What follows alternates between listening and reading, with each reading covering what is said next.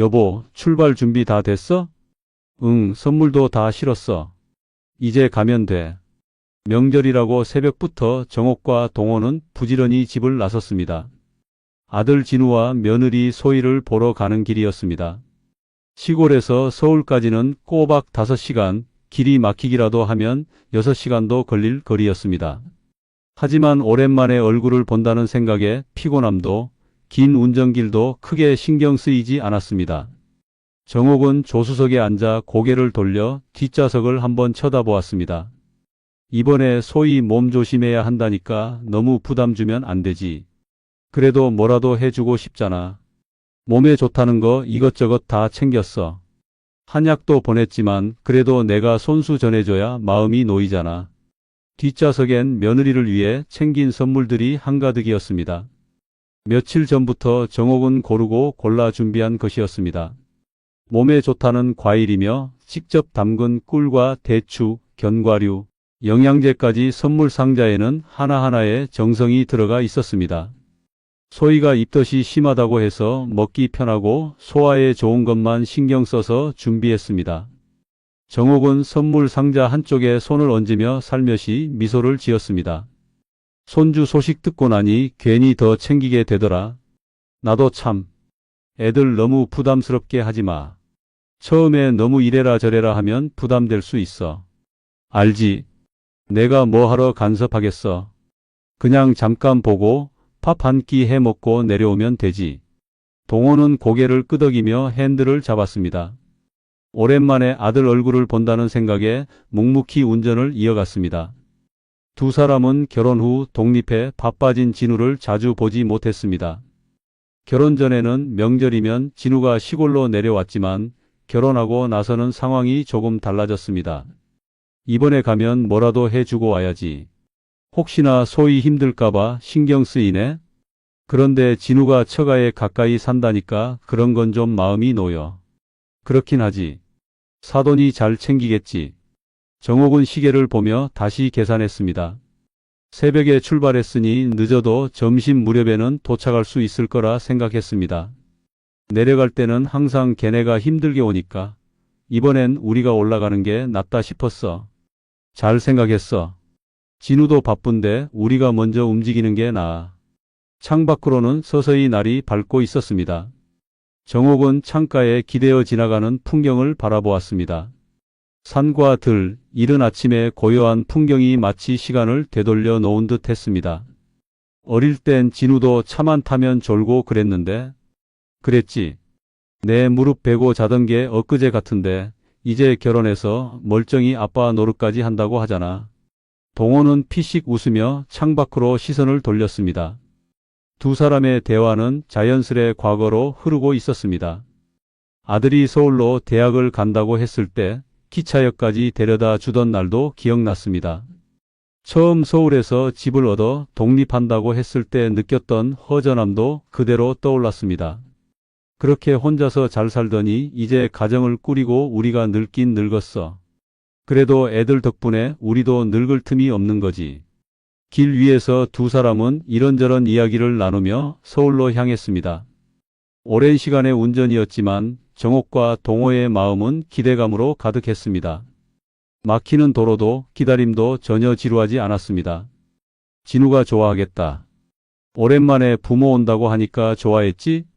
응, 이번엔 우리 먼저 올라간다고 하니까 부담스러워하긴 하더라. 괜찮다고 했는데? 정옥은 조금 조심스러운 마음으로 아들을 떠올렸습니다. 언제부터인가 명절에도 부모를 먼저 챙기기보다 처가의 사정을 먼저 배려하는 모습을 보였던 진우였습니다. 하지만 그게 이해되지 않는 것도 아니었습니다. 결혼하면 처가도 진우에게는 또 다른 가족이니까요. 그래도 이번엔 손주 소식도 들었겠다. 얼굴 보고 와야지.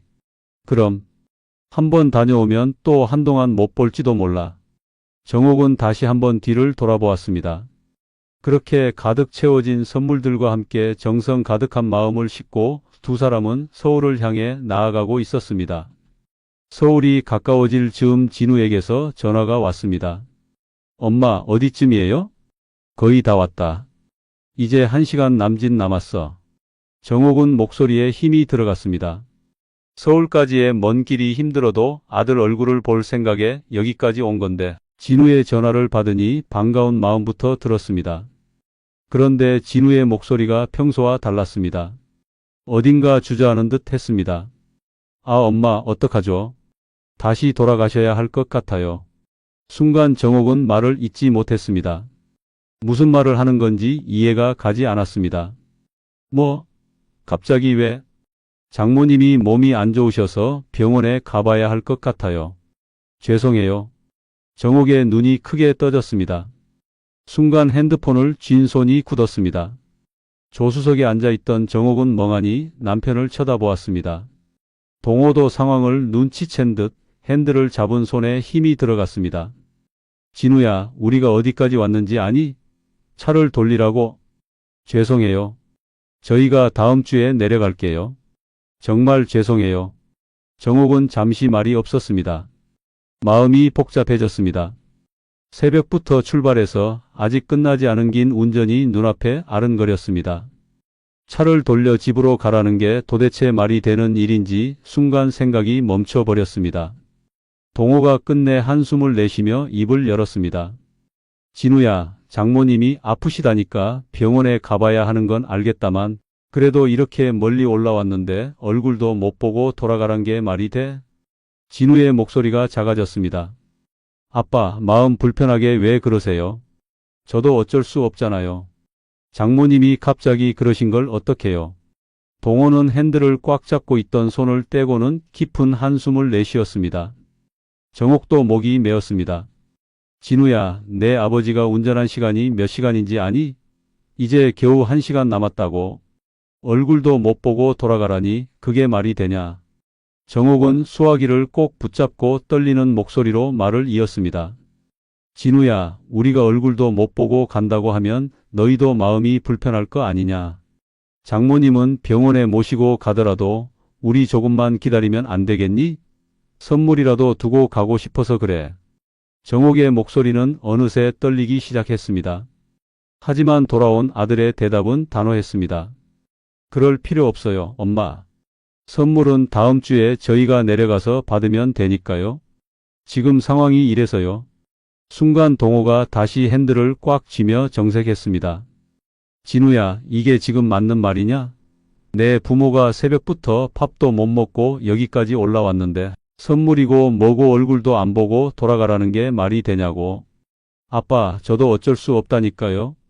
장모님이 아프시다니까 병원에 가야 해요. 저희도 상황이 급해요. 정옥은 남편을 말리려 했지만 동호의 화난 목소리가 계속 이어졌습니다. 어디가 그렇게 급한 병이냐? 그럼 병원에 가더라도 우리가 얼굴 보고 가겠다고 하면 그게 그렇게 큰일이냐? 아들의 목소리에는 이미 짜증이 섞여 있었습니다. 아빠, 마음 불편하게 하지 말고 그냥 돌아가세요. 저희가 다음에 내려갈게요. 전화를 끄는 정옥은 차창 밖을 멍하게 바라보았습니다. 도로는 여전히 차들로 가득했고 서울까지의 길은 여전히 막혀 있었습니다. 동호도 화가 나서 더는 말을 잇지 못하고 고개만 끄덕였습니다. 정옥은 뒷좌석을 돌아보았습니다. 고이 싸놓은 선물들이 보였습니다. 밤새 준비한 영양제, 과일, 손주를 위한 작은 선물들까지 모두 그대로였습니다. 여보, 이게 말이 돼? 우리가 이렇게 올라와서도 돌아가라고 하면. 됐어. 그냥 가자. 더 말해 뭐해. 동호의 목소리에는 지친 기색이 역력했습니다. 정옥도 더 이상 아무 말도 할 수 없었습니다. 다시 돌아가는 길은 처음 올라올 때보다도 더 길고 막막하게 느껴졌습니다. 정옥과 동호는 집에 돌아왔습니다. 차에서 내리자마자 두 사람은 말없이 짐을 꺼내 들고 현관으로 향했습니다. 현관문을 열고 집 안으로 들어서니 새벽부터 서둘러 준비해 나섰던 그 열정과 설렘은 어디로 가버리고 텅 빈 고요함만 남아 있었습니다. 괜히 갔다 왔어. 괜히. 동호가 신발을 벗으며 푸념하듯 중얼거렸습니다. 정옥도 따라 말없이 신발을 벗고 방 안으로 들어갔습니다. 그들의 발걸음은 한없이 무겁기만 했습니다. 정옥은 그대로 식탁 앞에 앉았습니다. 식탁 위에는 아침에 급히 챙겨 먹었던 반찬 몇 가지가 그대로 남아 있었습니다. 찬장에서 그릇을 꺼내 밥이라도 차리려 했지만 손이 움직이지 않았습니다. 동호도 한숨을 내쉬며 소파에 털썩 주저앉았습니다. 여보, 이제 진우한테 기대하지 말자. 앞으로는 우리 둘만 생각하고 살자. 정옥의 목소리는 담담했지만 그 안에는 수없이 참아낸 울컥함이 담겨 있었습니다. 몇 번이나 삼킨 눈물이 그녀의 목소리를 떨리게 만들었습니다. 그래. 이제 우리 아들은 없는 셈 치자. 처가 자식이지 우리 아들은 아닌 것 같다. 동호의 목소리도 단호했습니다. 평소 말수가 적던 그가 내뱉은 이 한마디는 마치 단단한 벽돌처럼 가슴 한복판에 쌓이는 것 같았습니다. 정옥은 고개를 숙인 채 테이블을 멍하니 바라보았습니다. 며칠 밤낮을 준비했던 모든 정성과 기대가 한순간에 무너져 내린 기분이었습니다. 좋은 것만 먹이겠다며 챙겨 넣었던 선물들, 그 하나하나를 고를 때마다 떠올렸던 진우와 소희의 얼굴이 자꾸만 머릿속을 스쳤습니다. 내가 너무 기대를 했나 봐. 아들이 결혼하면 다 그렇게 멀어지는 건데 말이야. 동호는 정옥의 말을 듣고 잠시 말없이 고개를 숙였습니다. 그러다 이내 몸을 일으켜 냉장고에서 물 한 잔을 따라 마셨습니다. 그래도 이제 그만 마음 비우고 우리끼리 잘 살면 돼.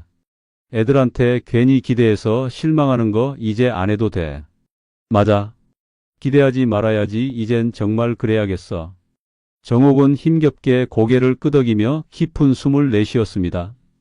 두 사람은 그저 침묵 속에 서로의 존재를 느낄 뿐이었습니다. 그날 밤 정적을 깨듯 초인종 소리가 울렸습니다. 정옥은 고개를 들고 동호를 바라보았습니다. 동호도 의아한 표정으로 초인종 소리를 듣고 일어났습니다. 누구지? 현관으로 다가가 보니 초인종 화면에 진우가 서 있었습니다. 혼자 내려왔는지 며느리 소희는 보이지 않았습니다. 엄마, 저예요. 문 좀 열어주세요. 진우의 목소리가 들렸습니다. 정옥은 한동안 아무 말 없이 인터폰 화면을 바라보았습니다. 아들의 얼굴이 화면에 선명하게 보였습니다. 하지만 정옥의 마음은 이미 닫힌 문처럼 굳어져 있었습니다.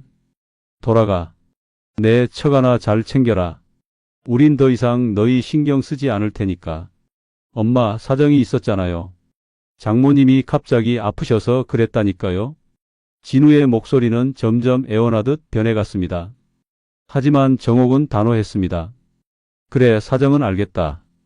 하지만 우리가 새벽부터 밥도 못 먹고 여기까지 갔던 건 사정이 아니었니? 우리야말로 사정이 있던 거 아니냐고. 아들의 목소리가 다시 작아졌습니다. 문 너머에서 한참 동안 조용히 서 있는 진우의 그림자가 보였습니다. 엄마, 죄송해요. 정말 잘못했어요. 이렇게까지 하실 줄은 몰랐어요. 이제 알았으면 됐다. 우리한테 미안할 필요 없어. 그저 내 처가만 잘 챙기고 살아라. 진우는 잠시 더 서성이다가 문을 두드렸습니다. 하지만 정옥은 끝내 문을 열어주지 않았습니다. 동호 역시 가만히 서서 창밖을 내다보며 말없이 아들의 뒷모습을 지켜보았습니다. 다음 날 아침 정옥은 동호에게 조용히 말을 꺼냈습니다. 여보, 우리도 이제 우리 인생을 좀 챙기자. 다음 주말에 어디 좀 다녀올까? 그래. 제주도라도 갔다 오자. 늘 애들 챙기느라 우리를 못 챙겼잖아. 이젠 우리끼리만 생각하면서 살자. 더 이상 서운해하지도 말고 기대도 하지 말자. 정옥은 조용히 창밖을 바라보았습니다. 새벽의 쌀쌀한 공기가 창문을 타고 스며들어 왔습니다. 여전히 마음 한구석은 허전했지만 이제는 스스로를 지켜야 한다는 생각이 들었습니다. 동호는 그런 정옥을 보며 고개를 끄덕였습니다. 당신 말이 맞아. 우리끼리라도 재미있게 살면 되는 거야. 누구한테 기대할 필요 없어. 정옥은 깊은 숨을 들이마셨습니다. 그동안 품고 있던 서운함과 미련이 조금씩 가슴 밖으로 흘러나가는 것 같았습니다. 내 아들은 이제 없는 거다. 정옥의 목소리는 작았지만 단단했습니다. 차가운 공기와 함께 창밖으로 시선이 멀어졌습니다. 이제는 정말 자신을 위한 삶을 살기로 다짐했습니다. 여보, 어디 갈까? 그동안 못 가본 곳들 다 가보자. 그래. 우리 둘이 가는 길이 더 나을지도 몰라. 두 사람은 처음으로 어딘가에 얽매이지 않은 자유로운 계획을 세우기 시작했습니다. 마음속 깊이 남아있던 상처는 쉽게 아물지 않겠지만 두 사람은 그 상처를 안고서라도 함께 나아가기로 했습니다. 정옥은 멀어지는 풍경을 바라보며 다시 한번 중얼거렸습니다. 이제는 우리만 생각하고 살자. 정말.